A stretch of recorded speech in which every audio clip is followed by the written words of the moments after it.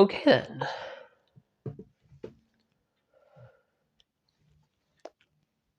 This is the big one. I'll just say at the start of this video, full spoiler warning for The Power of the Doctor. If you haven't seen the episode yet, don't watch this video. Go watch it first and come back, unless you just don't care about spoilers. But I'm not going to spend too long explaining the plot anyway, so if you haven't seen the episode, you probably won't understand this video anyway. So go see Power of the Doctor, and let's do this thing. Hello Whovians, and welcome to Whopinions, where I rank, rate and review all things Doctor Who.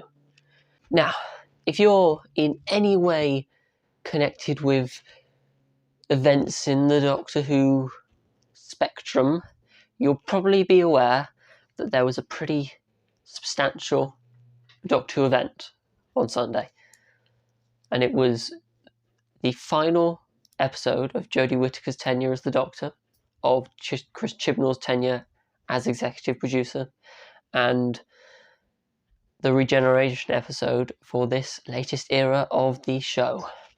Fun is the word I think I'd use to describe. Just really bonkersly fun, which is exactly how I like my Doctor Who, but still obviously balanced by all of the emotion that comes with something like a regeneration. And yeah, I really enjoyed it. It wasn't perfect by any means, but it was a really, really good episode.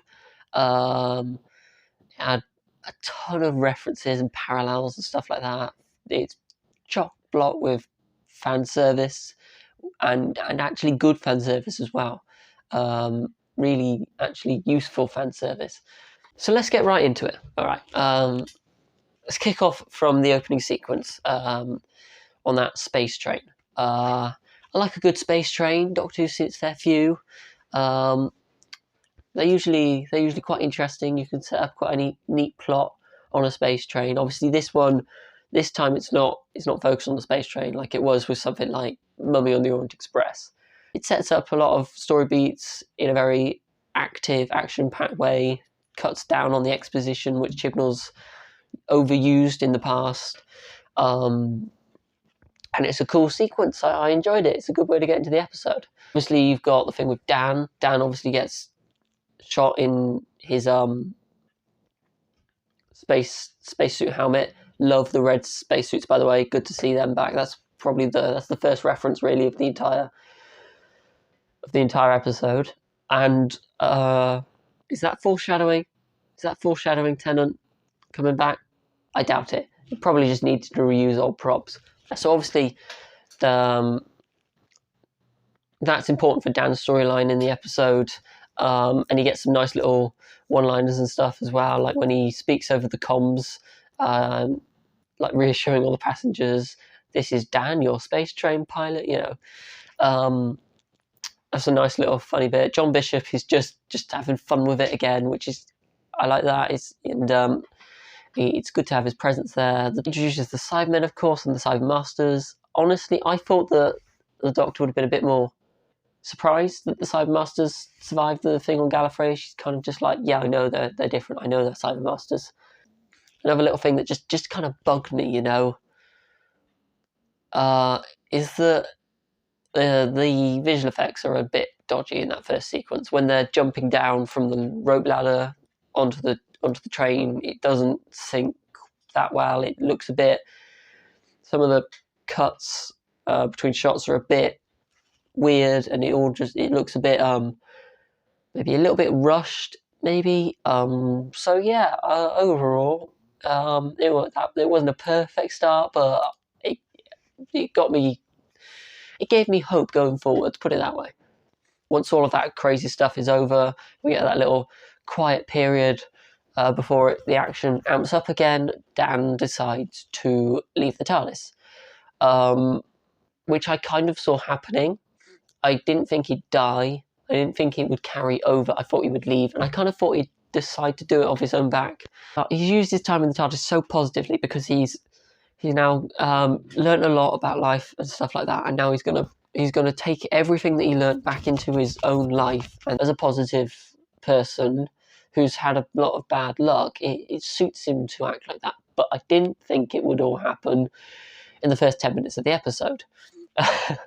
Chris Chibnall, I think he knew that there's a lot of balls in the air, right? There's a lot of things he's got to juggle. There's a lot of things that he's got to make sure work. And if Dan's kind of at the bottom of the list, and he's not going to get that much service anyway, maybe it's better devoting this time to him while the episode's not too jam-packed, while we haven't introduced all the other elements yet, and we're not following too many plot lines simultaneously. Give him this time to have this speech, to say goodbye to Yaz. I just wished Diane had turned up. That's what I was hoping for.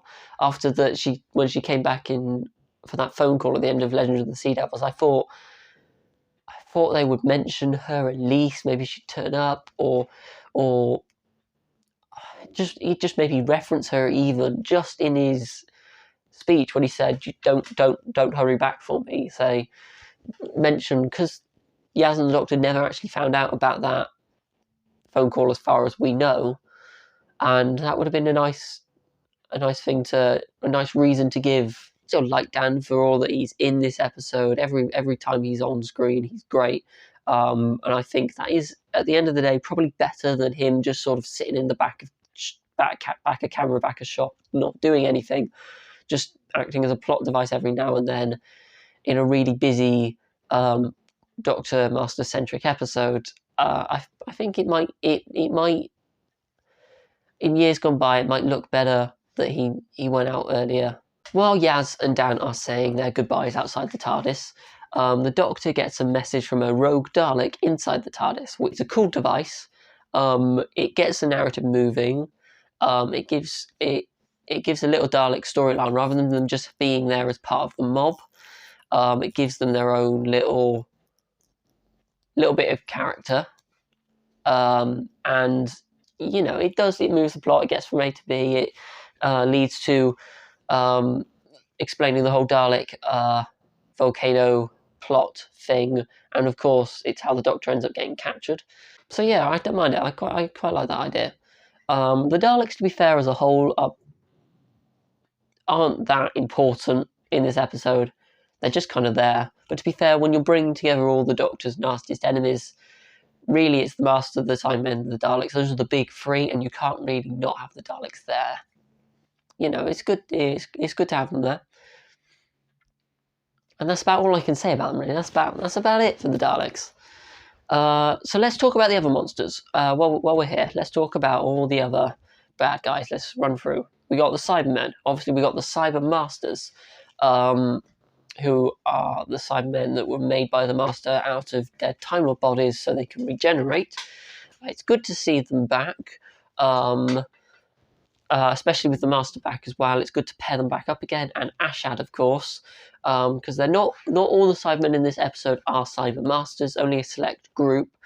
But you have a lot of regular Cybermen led by Ashad, the lone Cyberman from Series 12, who tried to restart the Cyber Army in the future. It's good to see him back. The explanation of how he survived is cool. Having him be just like a little toy and then reversing the tissue compression is really intriguing.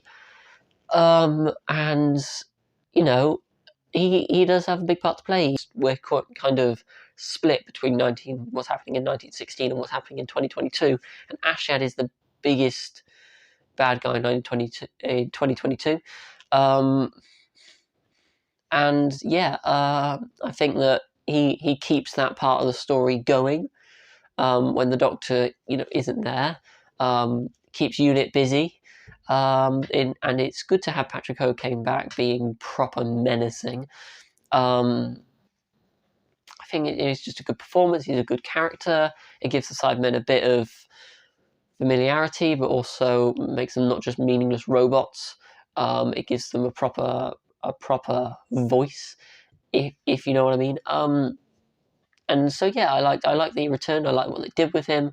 And then we got the Master. Let's just start off by talking about Sacha Dhawan and his performance, because Sacha Dhawan is he's probably the purest Master we've ever seen in terms of just total manic evilness, and I love watching him just bounce around the telly against the Doctor, who's much calmer and more collected, and he's just absolutely loving it. And you could tell Sasha is as well, not just the character, but him as the actor. He must be absolutely having a ball with this part, because he could just go nuts with it.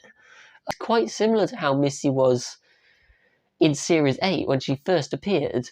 And she was, killing Osgoods and things like that. But while Missy mellowed over time, this master's just got crazier and crazier. It probably doesn't outmatter that he ingested the Siberium. That's probably what made him go amp everything up to 11, and they do mention that he doesn't use it for anything, but it's mentioned that it is still in his head, in some form or another, tied in with his brain chemistry, and it's not really used in the story, but it explains a lot in his character. I just love his master. He's just so good to watch. He's sort of sarcastic, and he's funny, and he's deranged. Getting him captured by Unit is a good turn. Having him do a seismology lecture is a great turn. He's quite a classic master. He uses tissue compression and uses hypnosis and stuff. And disguises, of course, Rasputin. He looks insane as Rasputin. Got a little bit of the Sim master in him as well. To be fair, he's got a bit of all the masters in him. Seriously, am I not the only one who saw this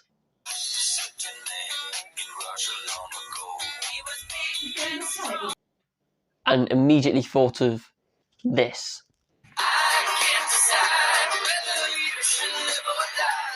I mean, come on. But yeah, I like his plan. It's a good, clever plan with lots of twists and turns and a lot of phases. And it's not just a plan for the sake of a plan. It's got real grounding behind it. It really serves both the Master and the Doctor's character, and Yaz as well, to be fair. That's kind of the central trio of this episode. Everyone else is essentially a supporting cast to those three. The Doctor and the Master kind of at the top, and then Yaz sitting like behind them and in the middle of them. And it creates a really interesting dynamic throughout the episode. But yeah, the Master was great. And so were the Sidemen. They were good as well. And the Daleks, while not as relevant or as important, it was great to see them. And I didn't see them and go, oh, the Daleks, what are they doing here? I get why they're there. It's also great to see Unit back, and Kate Stewart. Storyline during Flux kind of fell flat a little bit. I don't know whether anyone else thinks this, but I felt like she had a good introduction.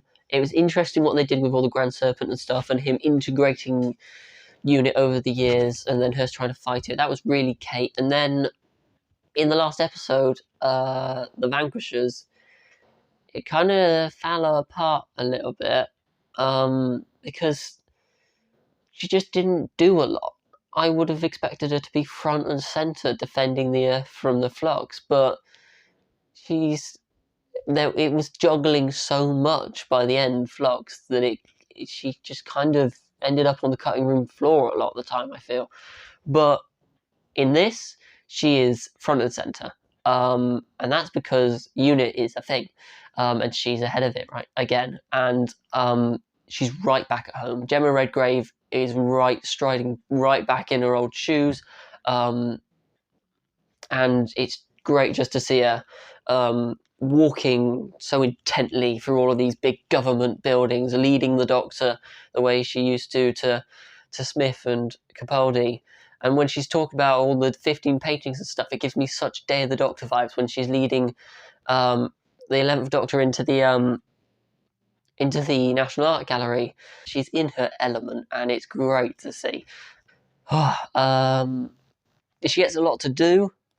She has a lot of world defending. She obviously falls for a trap, and then she spends the episode having to having to make up for that, and my god, she does such a good job. She does sacrifice. She's clever. She knows the building inside out, every trick, every false wall, every trapdoor, everything, all the hidden panels and things like that. She knows exactly how everything works, and she sets up a defense that no one else would be able to do. And Kate Stewart has a somewhat understated but still incredibly extensive and important role within this episode. And not only Unit brings into the fray of things Ace and Tegan, two of the most loved and most iconic classic companions, who travelled with the seventh and fifth Doctors respectively.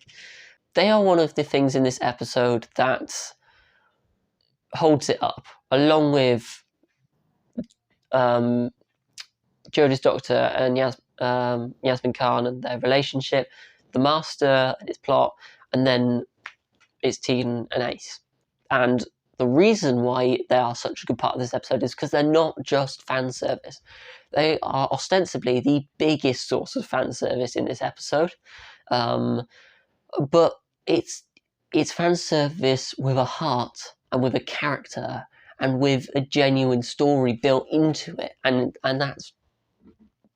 that's quite hard to do, actually, and it doesn't get done a lot of the time. But each of them seems quite cold to the Doctor at first, even though they've still got quite a bubbly nature in them. Especially Ace is still very fun-loving, but they've had their problems with the Doctor, and neither of them left on particularly good terms, and they haven't seen them since. So it's obviously going to be complicated. I'm also glad that they've brought their characters forward. They're not the same characters they were when they left. Obviously, both of them have done a lot of stuff on Big Finish, and they've had a lot of future character development there. And I think they fed that in a bit into their characters. I know that Chibnall, when he rang them up, he wanted to know how they thought their characters would be before he actually put any pen to paper, which I really respect him for, because nobody knows the characters better than the actors, especially over this length of time. And yeah, they're both wandering the world, doing good deeds, trying to figure stuff out, investigating, and it seems like a very, very them thing to do for both of them. And it doesn't surprise me they got that they when Unit got in touch with them, they were open. But yeah, I really like where they put both their characters. I like where they then push them forwards. And we will come back to the two specific scenes that I'm obviously going to talk about in a little bit once I've done a bit more of the setup for them. Yeah, speaking of setup, let's go through the Master's plan. So there's the Dalek volcano-y stuff, which is a cool B-plot, and there's the living Kurinx thing, the living sentient energy form, which I was almost, in the first 5 minutes, I almost certain was going to end up getting blasted out of this dimension and end up being the Timeless Child or something, but it didn't. In fact, the Timeless Child barely got referenced. To be fair, that's actually all right. I think that it would only have weighed the story down, only made people go, oh, not this again. People are just tired of the Timeless Child. In that episode on its own, in isolation, the episode works better as a story without the Timeless Child weighing it down. That's all I know. We'll just have to see what Rusty Davies does with the storyline to see where it goes from here. But I don't want to spend too long talking about it now because it isn't in the story. So it shouldn't really affect my review of the story.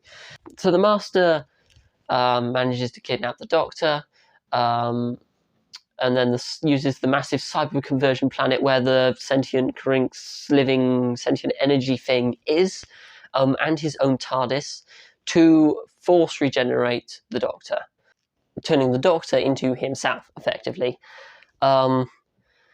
which is a really cool way of doing it. Of course, You've got his TARDIS plugged into the planet, which provides another energy source, and of course his TARDIS is made to look like the Doctor's. I believe the console is borrowed is the same as it was in Spyfall, but it's made to look like the 13th Doctor's one, to foreshadow the literal Doctor turning into the Master that's going to happen in this episode, but also just to show that they're two sides of the same coin. It's a really nice little bit of symbolism, and I appreciate it. But yeah, the whole plan is just really well thought out. It's a really interesting idea. Obviously, it pulls from classic Who with Patrick Troughton's regeneration. One, it creates a crazy, identity crisis for Yaz, because she knows that it's still the Doctor. She can't just kill him, because it's still the Doctor, and if she kills him, she's never going to get her own Doctor back. But at the same time, it's the Master, it's the bad guy, and what do you do? How do you, it's a big deal, right? And it pushes the underlying Phasmin storyline in this episode, because it is there if you look for it. It's not as obvious as it has been in the last couple of specials, but it is there. Maybe it could have been done with a bit more of oomph, given how prominent it had been before. But I think it works, and I think that keeping it implied in the Power of the Doctor allows other things to work maybe a little bit more better, a little bit more on the surface. But of course, the Doctor doesn't fully die as such. She ends up effectively going to the afterlife. There is now a confirmed Doctor Who afterlife, at least for Time Lords, and it's we essentially get this place between worlds where it reminds me of when Harry gets killing cursed in Harry Potter and the Deathly Hallows Part 2, the King's Cross Station thing with Dumbledore. It's a similar kind of thing. This sort of place between living and dying, where you've still got a chance of clawing your way back. But yeah, that's really interesting. For one, it presents every single incarnation of the Doctor as a slightly different person living in the same body, and it presents regeneration as a kind of death. It also helps us understand why Doctors get so emotional about regeneration, even when they know they'll effectively survive it. Because one, it's painful, it hurts, you have to get fatally wounded first, and then you burst into flames. It's not nice, it's not pleasant. But you lose a bit of yourself. It isn't quite the same afterwards. Obviously, the Doctor progresses naturally through each life as well. You obviously get character development through each life. But when a different actor comes to the role, it is a different personality. It's just different, right? And it's nice to acknowledge that in the show itself. But obviously, it also lets us have some lovely little references and some great little cameos in old Doctors. We got the first Doctor, who was played by David Bradley, because the original actor William Hartnell obviously is not alive anymore. But he's played it before, and he was great still. Fifth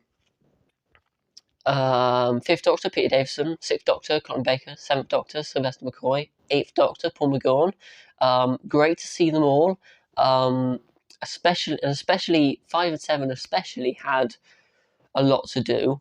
And this is what I mentioned earlier when I was talking about Tegan and Ace.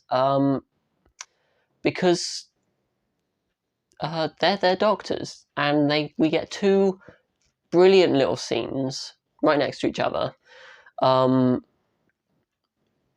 where they kind of patch things up and seal the old wounds, and all of that tension there's been between the Doctor and those two in the first sort of half of the episode, it gets worked on a bit, but not by 13, by their actual Doctors, which is, brilliant. And it's the kind of thing you would never think you'd be able to see, because you wouldn't think they'd be able to do it, because they don't look like what they did when they first played the role.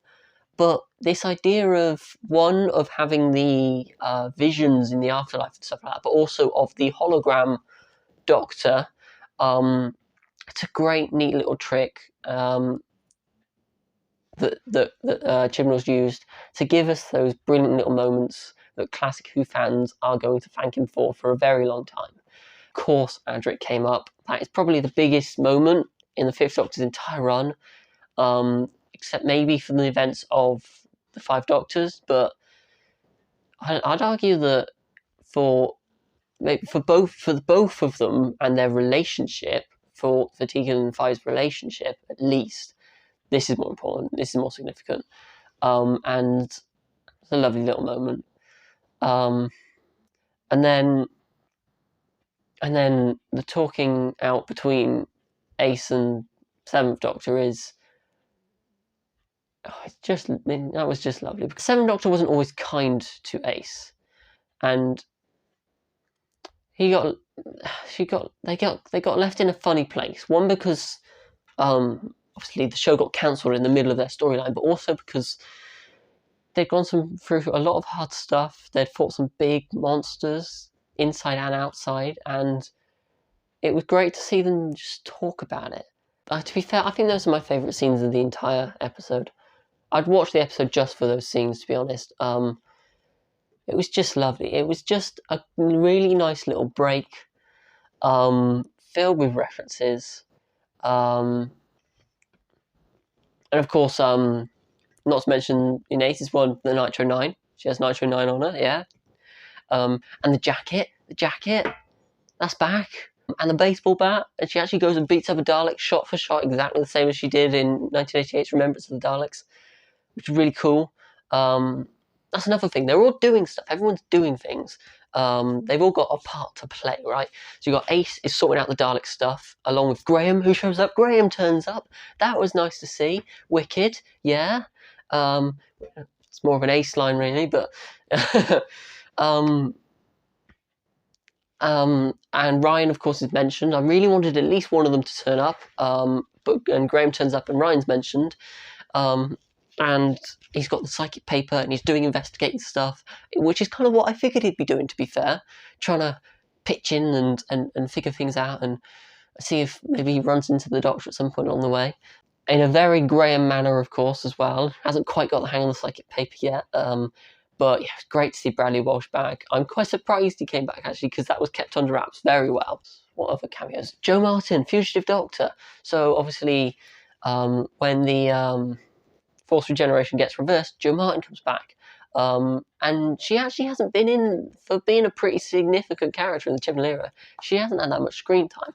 First appearance, Fugitive of the Judoon, she was pretending to be human for like half of it, so we didn't really see much of her as the Doctor. She had like 1-2 lines maybe in the Matrix at the end of The Timeless Children, at the end of Series 12.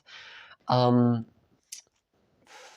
couple of scenes in Flux, but they were all sort of flashback scenes and stuff, and then this. And to be fair, when you build it up across the whole series, it's probably about the same as John Hurt had as the War Doctor, but this was a nice little thing just to see her off, just to bookend it, just to give us one last bit of her, because she's actually a really compelling incarnation of the Doctor. The best thing, I think, to have come out of the Timeless Child arc. And she had so much charisma and stuff, considering she was a hologram in that episode, absolutely running rings around the Master. Yeah, just good to see her back, you know? So now that we've talked about how the Force Regeneration happened and how it was reversed in true Doctor Who timey-wimey fashion, let's talk about all the stuff in the middle. Right, so the Master is having an absolute ball being literally in the Doctor's shoes.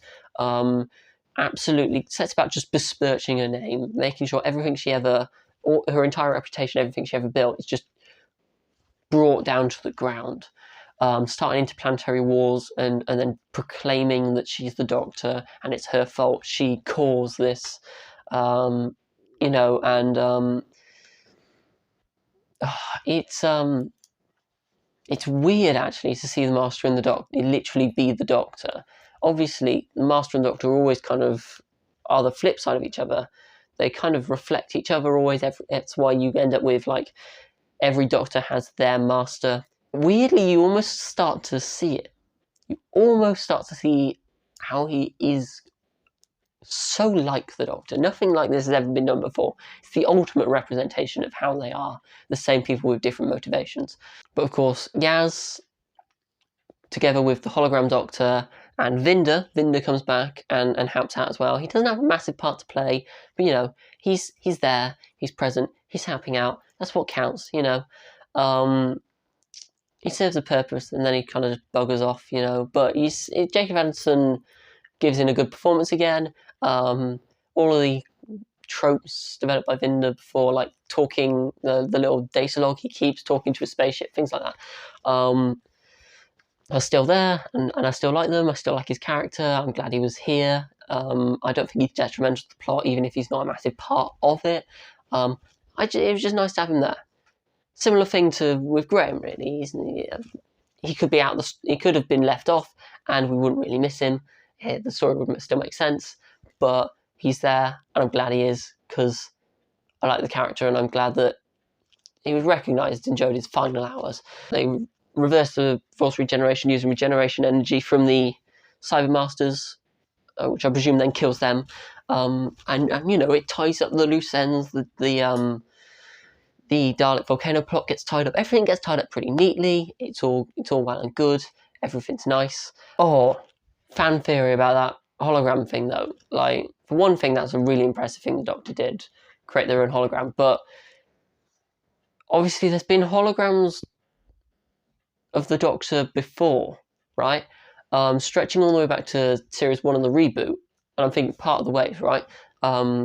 That brilliant scene where there's this recorded message of the Doctor playing just into the blank, and then it turns in the last moment to Rose and says, "Have a great life, Rose." I feel like it's the same thing, and the Doctor didn't realise it, but he made a hologram intelligent enough to develop its own artificial intelligence. And when it did that, once he realised that it had done that, he started working on it. And every time we've seen it, like we saw it in Let's Go Hitler, it takes the form of young Amy Pond, mentions fish fingers and custard, and it's slightly getting ever so slightly more human until you get to here, and the Doctors create their own artificial version of themselves to save themselves, or more accurately, to help Yaz save them, which is a really good thing. And Yaz goes on such a journey in this episode. I mean, she's seen some real big character development over the last series and the specials and a bit. And now she's really gotten somewhere where she's an actual fan favourite character, partly down to Phasmin, but also because she's turned into an absolute badass, you know? And she could do anything. She could fly the TARDIS. She could save the Doctor's life from literally beyond the grave. It's like, she does kind of turn into like one of those ultimate companions, but not in the way that Clara was, where she gets randomly thrown into the Doctor's time stream and then happens to then save him over and over and over and over again. She does it through it's not a chance decision. She does it through love for the Doctor. That constant desire to do the right thing and never letting the dark side get the better of you, or choosing the easy way out. That commitment to the Doctor and what they stand for. That's what the best companions do. And I think Yaz, in this episode, for the first time really cemented herself as one of those top tier companions. I don't think she quite had. She'd been there a long time, and yeah, she'd gotten some stuff just from being in their free series. You get some prestige, but in this episode, she took herself. Yaz went to new levels, and Mandip Gill went to new levels with the performance as well, I think. This is why I think that Phasmin works as an implication rather than an explicit reference in this, because it's about Yaz's journey saving the Doctor, right? And then the heartbreak of it not being worth it because she dies anyway. The emotional heart of this episode is really, really interesting, and really affecting, actually. Okay, here we go. I've actually weirdly slowed my pace my mind slowed down a bit getting to this bit, because we've done the pacey action-packed bit of the story. Chronologically, I'm actually, as I'm rethinking it, slowing down, because that is what the structure of this episode makes you do. It makes everything go slow-mo a little bit. It makes you then really focus in on that last 10 minutes and really give it its due, which is what the best regeneration stories do. Really, really hammer home the regeneration. They've got a great story. It's all good fun. There's some really nice stakes, but then the messing about stops. The blow is struck, the fatal blow, and then you know that it's inevitable. The slow march towards change starts. The really kind of ironic thing for the Doctor that saves people above all else, the most absolute moral code, which has sometimes made it the most changeable moral code of any Doctor. The actual blow itself, the actual thing that gets her, is kind of simple. Just kind of gets hit, but the fact that it's the Master, the fact that it's something she just set free, that this subtext to it adds things. You get this great scene with all of the past companions who are still on Earth, plus Mal, who was not still on Earth, for some reason. She went off with Sablon Glitz in like the 54th century on the other side of the universe, but maybe she found her way back somehow. I don't know. Watched Dragonfire, 1987, 7th Doctor. You get some Ace context on there as well. But it was great to see them all back. Dan obviously comes back into the fray, gets some nice words to say, gets his part in the regeneration thing. This is why I'm okay with Dan being out of the picture, because he comes back when it's needed. And he's still present in the episode because he's there at the end, and he has a big part to say in that big speech that they all give to each other at the end. I still remember him in the episode.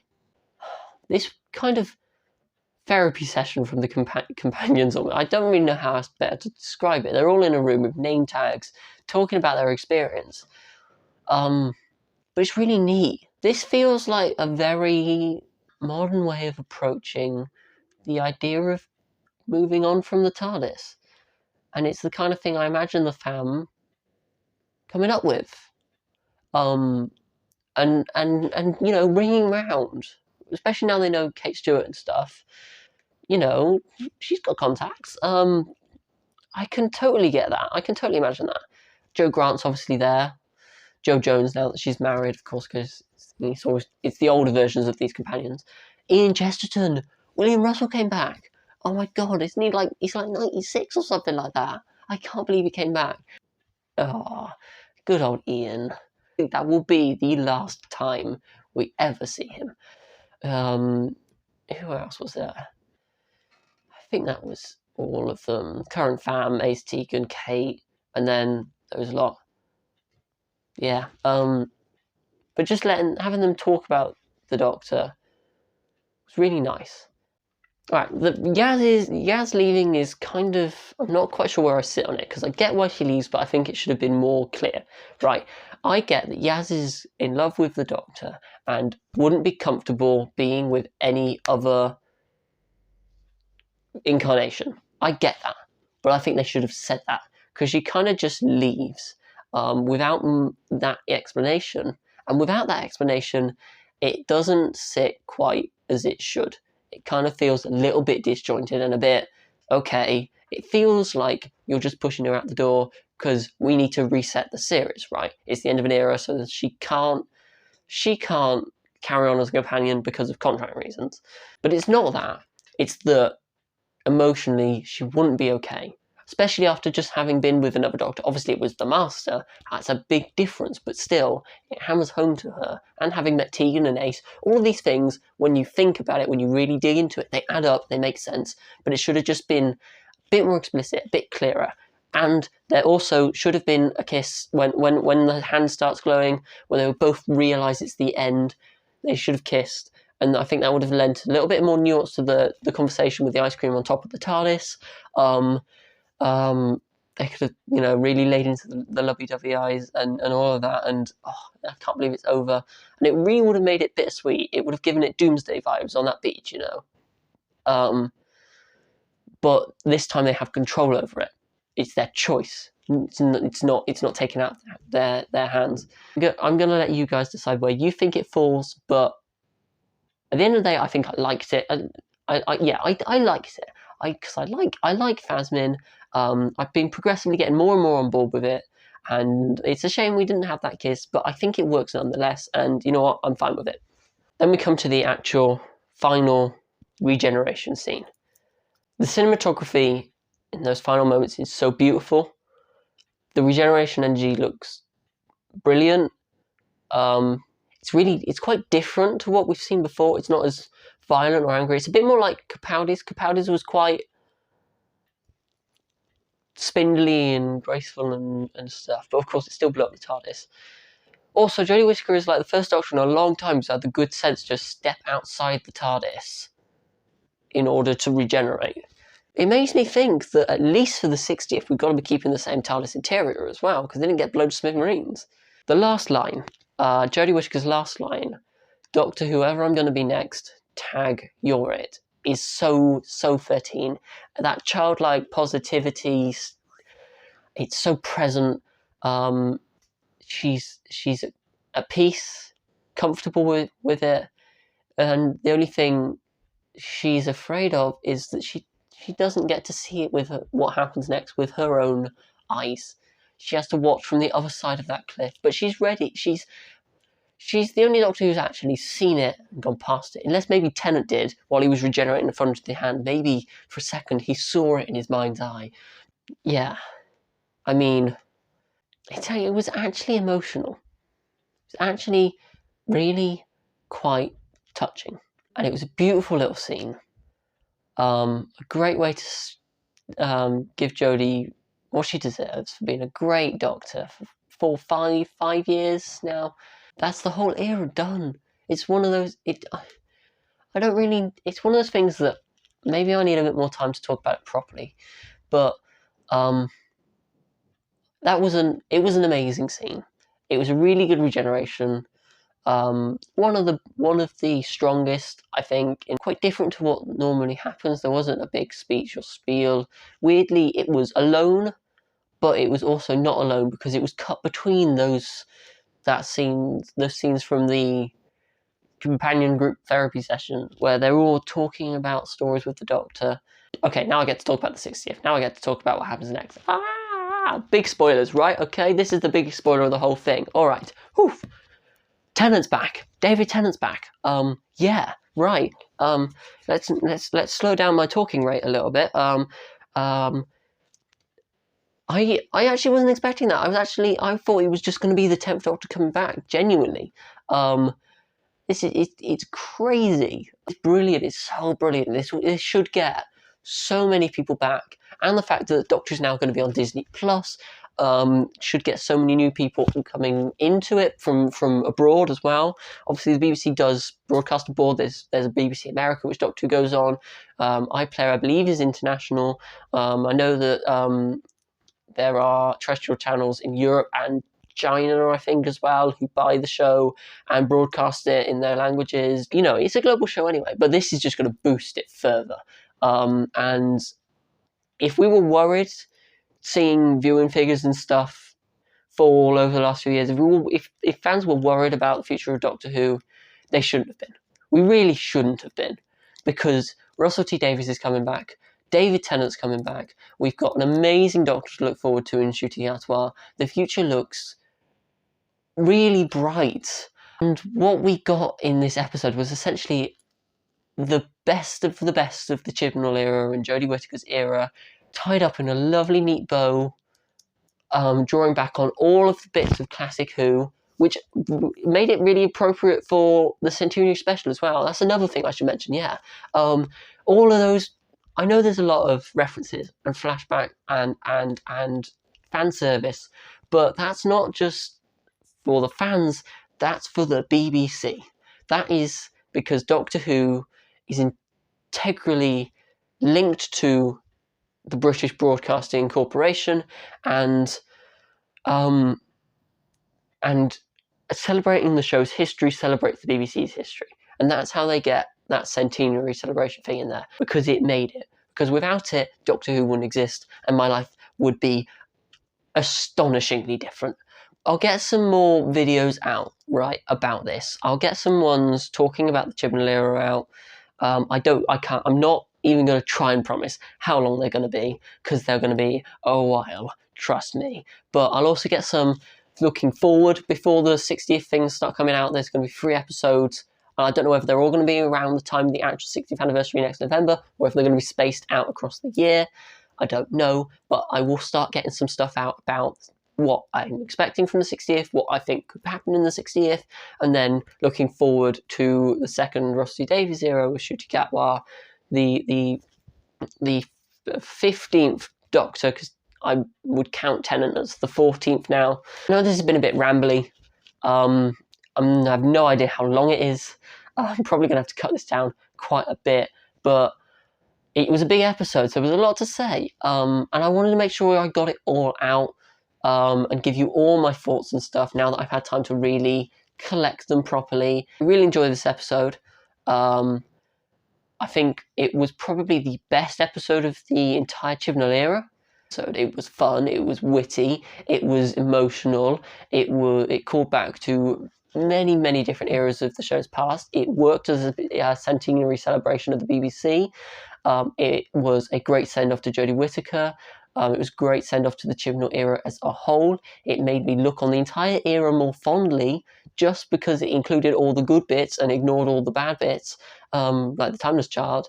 I'm good to let this go now. I don't have to hold a grudge over Chibnall anymore. I can move forward, look back on it positively, let the dust settle, and look forward to the future of Doctor Who, because it is going to be amazing. Until then, happy times and places.